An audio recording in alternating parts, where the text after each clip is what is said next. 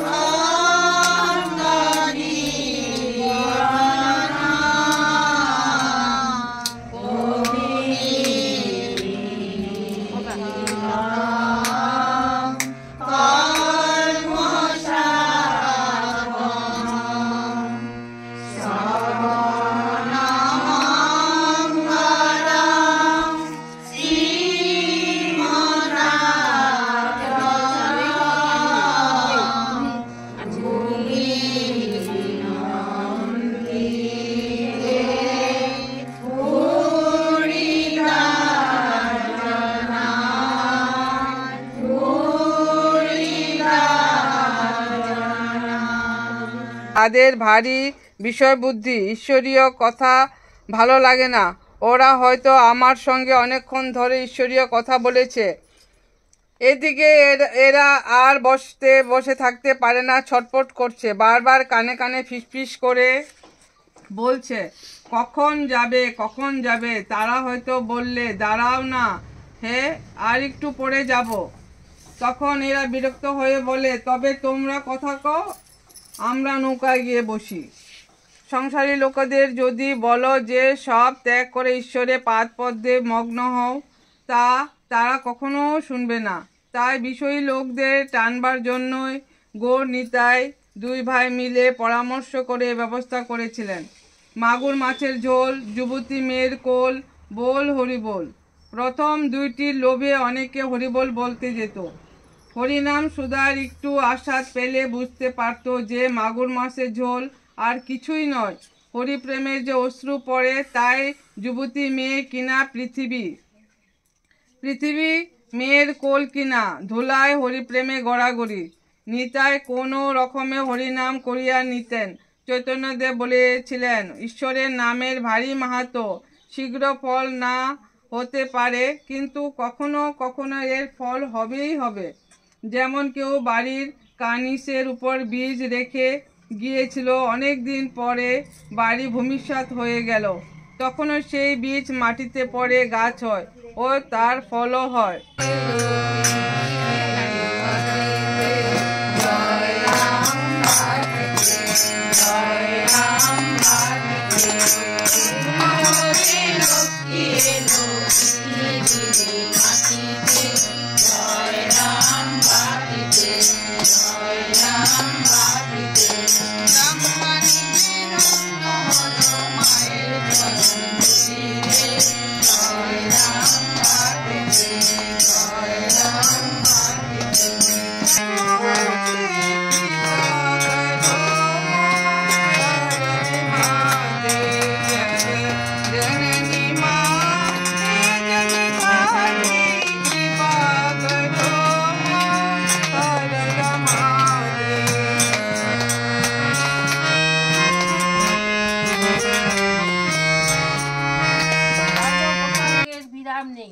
এত লোক আসছে, কেউ কিন্তু একবারও খোঁজ করছে না স্বামীজির খাওয়া হয়েছে কিনা। এইভাবে পরপর 3 দিন সম্পূর্ণ অনাহারে থেকে স্বামীজি ধর্ম প্রসঙ্গ করে চলেছেন। জল পর্যন্ত খেতে পারেননি। তৃতীয় দিন রাত্রে সবাই চলে যাবার পর একটি গরিব লোক এসে তাকে জিজ্ঞাসা করলো, মহারাজ, আপনি 3 দিন তো অনবরত কথাই বলছেন, জল পর্যন্ত খাননি, এতে আমার প্রাণে বড় ব্যথা লেগেছে। স্বামীজির মনে হলো স্বয়ং ভগবানই দিন বেশে এসেছেন।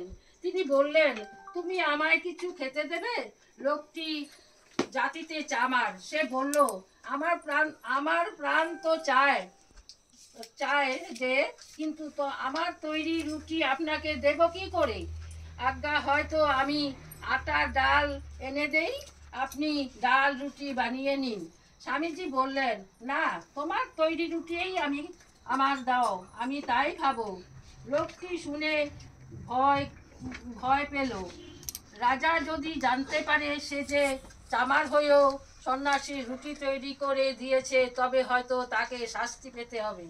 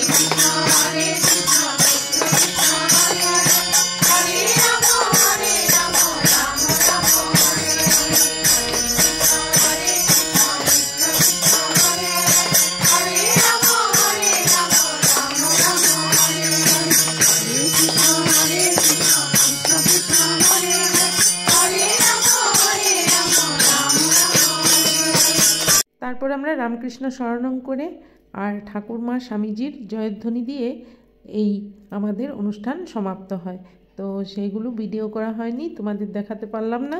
তো মাঝখানে আরও অন্যান্য গান হয়েছে, কিন্তু এখানে দিতে পারলাম না, কারণ ভিডিওটি অনেক বড় হয়ে যাচ্ছে। তাই পরে ভিডিওতে দেব। তোমরা দেখবে, খুব ভালো থাকবে, ঠাকুর মায়ের কৃপা লাভ করবে।